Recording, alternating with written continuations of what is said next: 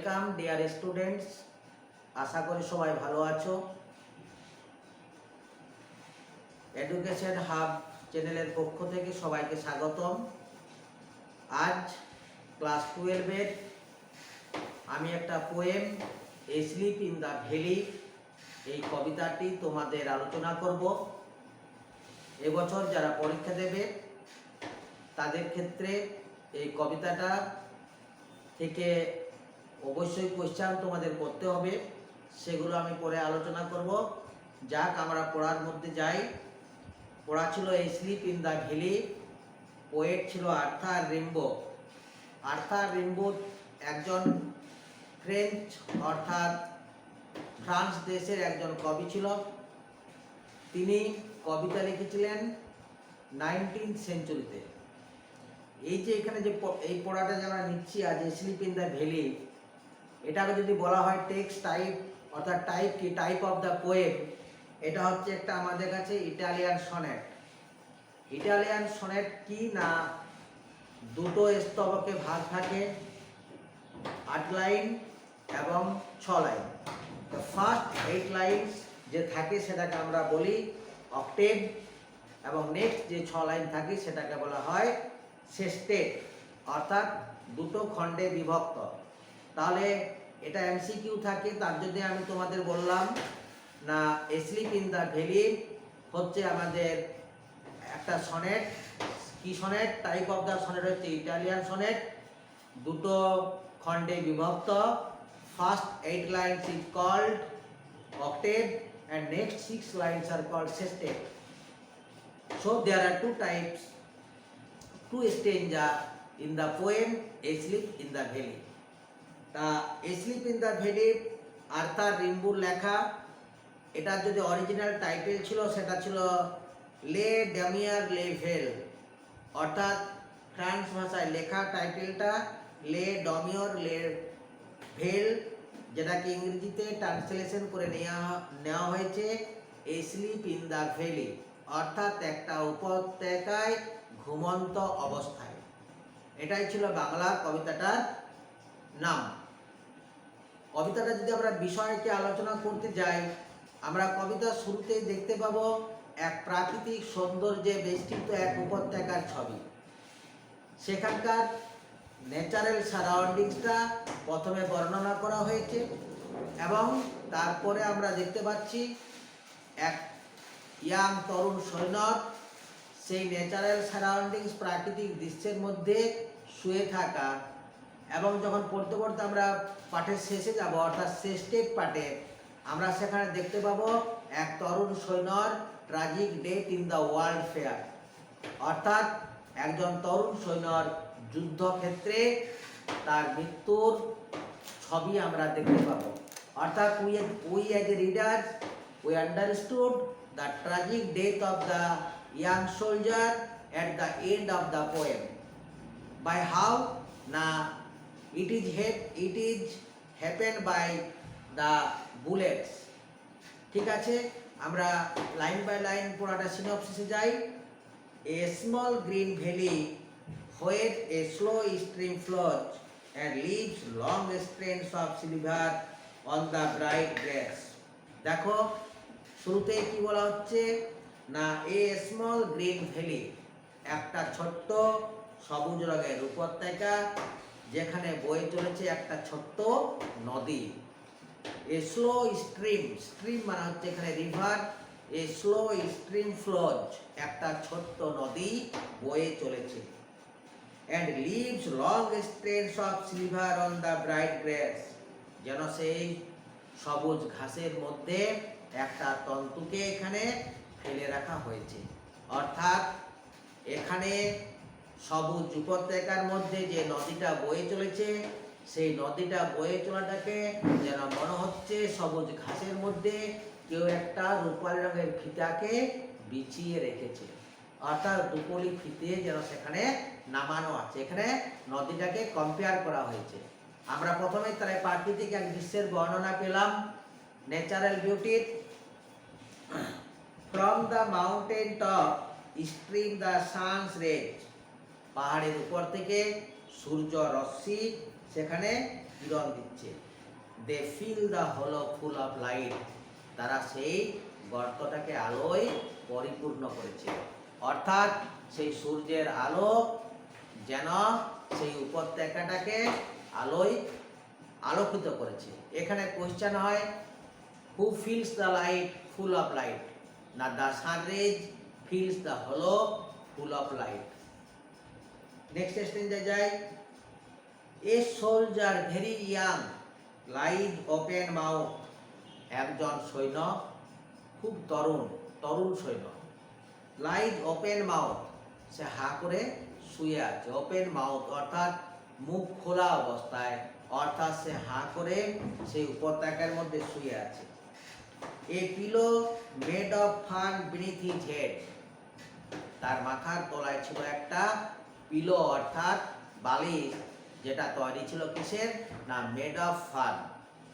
এই লাইনটা থেকেও আমাদের কোশ্চেন হয়, what is the pillow of the soldier made of, অর্থাৎ সৈন্যর বালিশটা কিসে তৈরি হয়েছিল। তার সৈন্যর যে বালিশ ছিল সেটা ছিল ফার্নের তৈরি, অর্থাৎ সৈন্যটা অবচেতন মনে সেই উপত্যকার মধ্যে হয়তো পড়ে গেছিল। সেই পড়ে যাওয়ার সময় তার মাথাটা ফার্ন গাছের উপর নিমজ্জিত ছিল। সেই জন্য কবি এখানে উপমা দিয়ে উল্লেখ করেছে যে সৈন্যটার যে যার মধ্যে সাহিত্য ছিল এবং সেই মাথাটা যেটা ছিল সেই বালিশটা ছিল ফার্নের তৈরি। এসলিপ, ঘুমিয়েই ছিল। Stretch in the heavy undergrowth, stretch অর্থাৎ সোজাসুজি শুয়ে থাকা, হেভি আন্ডারগ্রোথ অর্থাৎ plentiful of bushes and plants, একটা উপত্যকার মধ্যে যথেষ্ট পরিমাণে ঝোপ ঝাড়ের যে গাছ থাকা সেটাকে এখানে হেভি আন্ডারগ্রোথ বলে উল্লেখ করা হয়েছে। না সেখানে সেই ঝোপঝাড়ের মধ্যেই পেল ইন ইজ ওয়ার্ম, দেখো green sun soaked bed, plain in his warm, warm মানে অর্থাৎ উষ্ণতা, সে উষ্ণতায় তার মুখের রংটা অর্থাৎ তার শরীরের রংটা যেন ফ্যাকাশে হয়ে গেছিল। গ্রিন সবুজ, সান সোকড বেড সূর্য রশ্মি শোকিত বিছানায়, অর্থাৎ সৈন্যটার বডি যে চেঞ্জ হয়েছিল সেই চেঞ্জটা তার গায়ের কি হয়েছিল, না সেটা ফ্যাকাশে রং হয়ে গেছিল।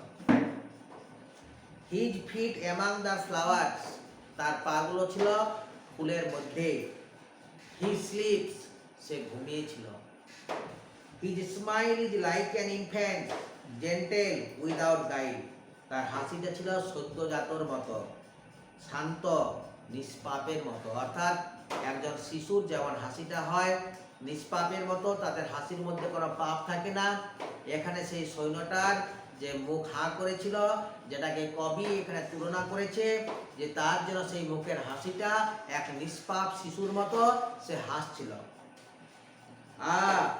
নেচার কিপ হিম ওয়ার্ম, ও প্রকৃতি তাকে উষ্ণ রাখো।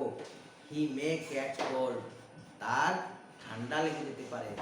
কেন কবি এটা ভয় পেয়েছিল, কেন প্রকৃতি এখানে এটা উল্লেখ করেছে, না সৈন্যটা খোলা আকাশের নিচে শায়িত ছিল, তাই সে বলছে আমাদের উদ্দেশ্যে সৈন্যটাকে এই প্রকৃতি নেচার তার সামনের সূর্য রশ্মিতে ওকে উষ্ণ করুক যাতে তার ঠান্ডা না লেগে যায়।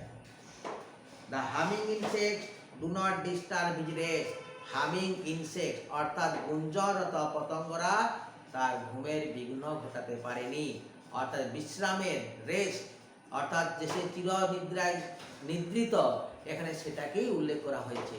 অর্থাৎ যেন সেই গুঞ্জরত পতঙ্গরা তার সেই তরুণ সৈন্যর যেন তার শান্তির কোনো শান্তি অর্থাৎ বিশ্রামের কোনো বিঘ্ন ঘটাতে না পারে।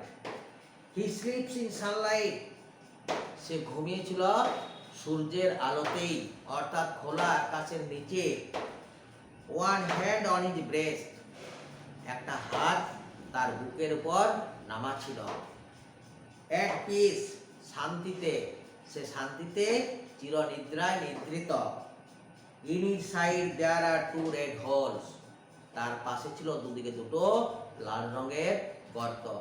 এই যে লাল রঙের গর্ত, এই লাইনটা আমরা যখনই পড়লাম আমাদের মনে এক আতঙ্কের সৃষ্টি হলো, অর্থাৎ দুটো লাল রঙের গর্ত what is the two red hole, এই দুটি লাল রঙের গর্ত কি না, এই দুটো লাল রঙের গর্ত হচ্ছে টু বুলেট ওন্ডস, অর্থাৎ দুটো বুলেটের ক্ষত চিহ্ন।